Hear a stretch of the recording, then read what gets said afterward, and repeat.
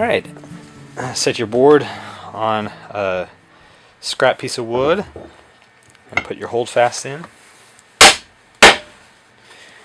And you don't have to knock this down with a holdfast, but I find it holds the piece really well while I'm working. So even though this chisel here looks like it will fit, this bigger chisel up here, you got to be careful because by the time you get down to the bottom, it will blow the bottom out. So what you want to do is use a smaller chisel, and you'll just do multiple parts of it. But make sure this chisel is smaller than the bottom opening there. So you're going to do this in two steps. First, you're not going to go right up to the line yet. You're going to put it back a little ways, maybe 1/8 of an inch or 1/16 of an inch, just to remove some more waste. And then you can go straight down or a little bit out, but we're going to do the undercut on the fine cut, so don't go in yet. So I don't like to go too close to this edge over here because the chisel can shoot into that. So just come right there. You can trim this up later.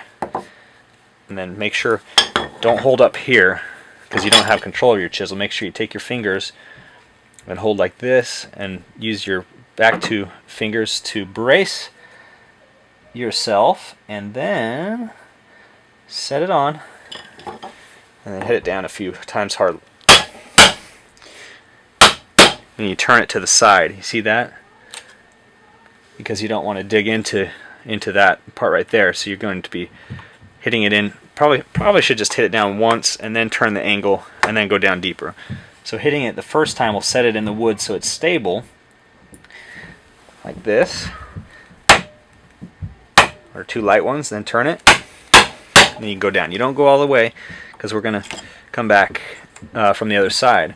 So just go ahead and do that on your other ones and take it fairly close to the line.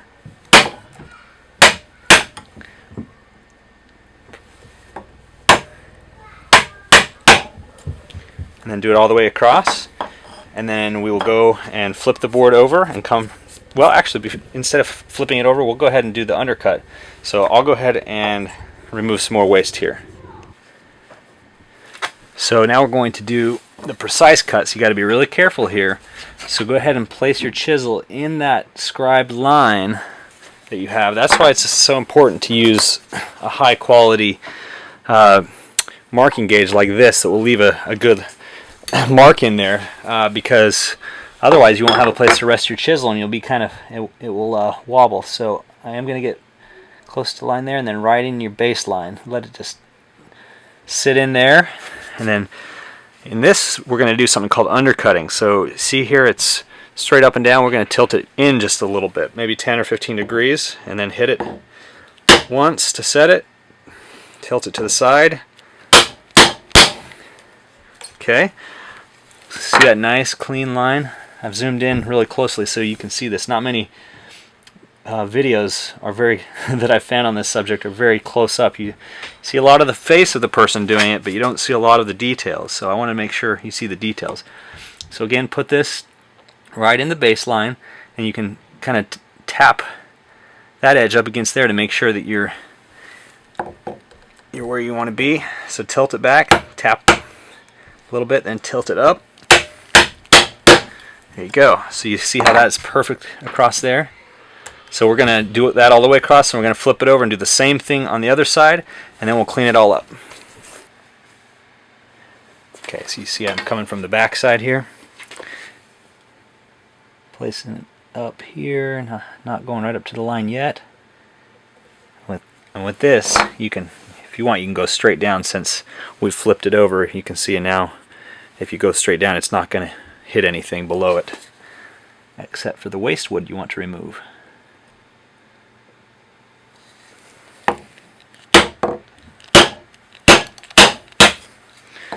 See, that takes all that out from the other side, and then that leaves us with to be able to go in and remove that. So I won't show that because you've already seen how to do it on the other side, so we'll just skip along. I do want to reiterate though, to make sure, since we've gone through on the other side and we undercut the other side, just make sure that you're doing the same thing on this side. So see, I'm going right into the line, Okay, and it's straight up. Remember to go back in and let the little hills meet in a valley. See that? So they went down in, and it's ugly inside, but it doesn't matter because your chisel can go straight across.